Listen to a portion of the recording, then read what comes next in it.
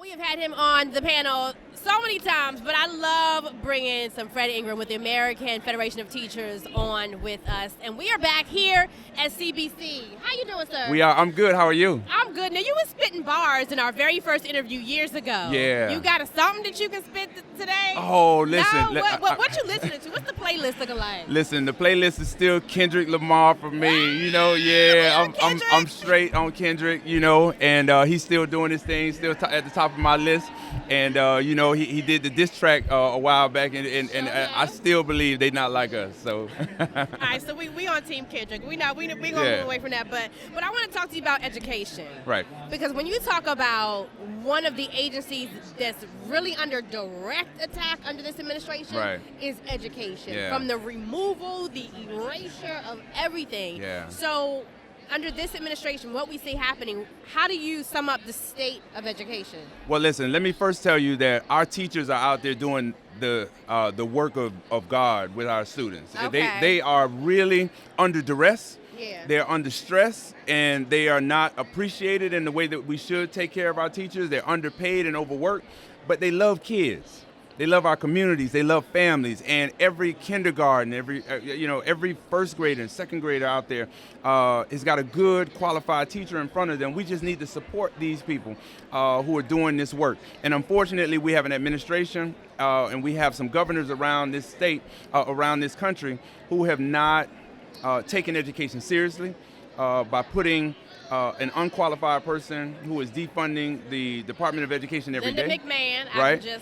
And we also have people who just are disrespecting the fact that our babies need educating. I just saw a recent report, and I'm sure this is because coming off the backs of COVID, at the levels in reading that have really been on the decline in our classrooms. I'm concerned about our kids and the future and what's taking place. And because there's been a lack of funding in so many different areas, right? Yep. That's a huge concern that I have. Yeah, well, you're talking about the NAEP scores, and that is the national, the international test where we are compared to other countries. Our reading scores, our science scores, and our math scores are compared to other countries, and we didn't do so well last year. But when I say we didn't do so well, I use that term we loosely because, again, we know that education costs money. And we know that we have an administration that is directly taking money out of the pockets of black and brown communities, Title I schools, challenged communities, and we need that money that they're funneling into vouchers and private schools. We need that money in our public education system because education, public education, is still the cornerstone of our democracy. It's the one place where you can go from nothing to something. If you learn how to read, if you learn how to cooperate, learn some teamwork, build yourself a skill, either band or CTE, career and technical education, you can come out and get yourself a job, give back to your community, build a family, and retire with some dignity of respect. That's what we ultimately want for all of our kids. This administration is not allowing our students to be the best of themselves. Now, the theme of this conference is Made for This Moment, Power, Policy, and Progress. So real quick, what's a power movie that we could do right now? Well, listen, first of all, let me say black people were made for this moment, right? Brown versus Board of Education, civil rights, Reconstruction, Jim Crow laws, slavery. We have done it all, been through it all, and we still persevere. Crack epidemic, everything. That's right. You name it, we've been through it. Right. But now this latest challenge is something different because we've got hate on a megaphone. We've got people who are really calling us out, challenging our communities, saying, hey, what are you going to do? Here's my playbook. It's 2025, Project 2025. And I'm going to run these plays no matter what you say.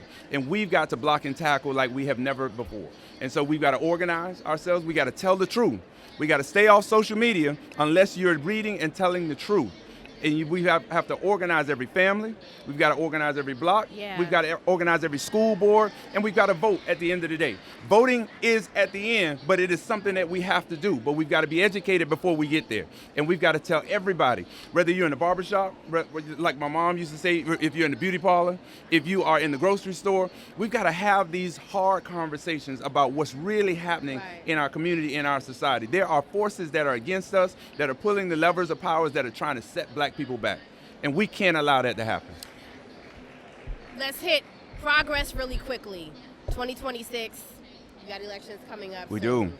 What is the if we organize even more, because there are a lot of organizations on the ground, grassroots organizations on the ground doing some work. What is the progress that you want to see by next year? Well, what I want to see is I want to see people get registered to vote. I want to see black people get ready and get up like we saw in 2007, 2008, when we were excited about the potential of Barack Obama. In 2012, our communities got really excited. They got juiced up because there was hope and there was some change that we wanted to see. Well, we need hope and change for a whole different reason. This reason that we need hope and change is because the prices are too high. The rents are up too much. People are losing their homes every day. They're losing jobs every day. Black women are losing jobs under this administration at a record rate. Over 400,000. And so we are, dismantling all of the advances that we have pushed so hard to get. Right. And so that's why we need the change. That's why we need the progress. And what I want to see people working in my community. I want to see our students thriving. I want to see our HBCUs back where they need to be, with fully funded, and get these folks away from our schools who don't mean us well, and stop giving bomb threats and death threats at our HBCUs, because those are our best and brightest students, and we need them not to be challenged in that way. We're trying to challenge them academically. We are the leaders of nonviolence. That's all we do.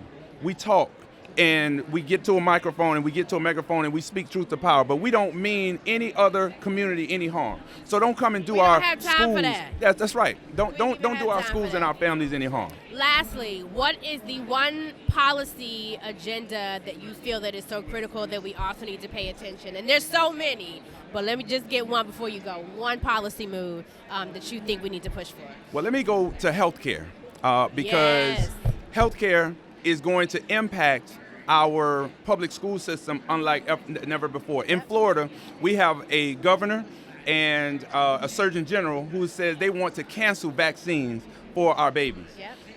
If you've ever been in a second grade classroom, we need vaccines. They are petri dishes for all types of stuff. I love our babies, but everybody's nose is running. Oh my God. And when you throw that on top of not getting vaccine for rubella or typhoid fever or chickenpox or measles or mumps, those are the kinds of things that will create something that we cannot control. We have a person who is running Human Health and Services who has no business giving advice to our babies and our families. And so we have to take care of ourselves first, because it's safety first, and then it's health second. And then we put the academics on top of that, because a hungry baby will not learn to read. Absolutely. A sick baby will not learn to read. And so we've got to take care of them, their nutrition, we've got to take care of their overall health, and we've got to tell people that vaccines have been good for our young people. And so that's the one policy change that I'd like to see us get back to, helping our young people be the best of themselves. Thank you so much. We love having you on AURN. Where can people go to find out more information, to keep track of the work that you're doing? Listen, we are the National Union, AFT.org. We're on all social media platforms, Instagram, Facebook, Substack. You can find us at the same, my handle is at Fed Ingram, F-E-D Ingram. And so you can catch me on all the handles as well, and we are all over the country. Anywhere you see a teacher, you see AFT. I love it. They not like us, remember that. Thank you so much for coming on. I appreciate you. Thank you so much.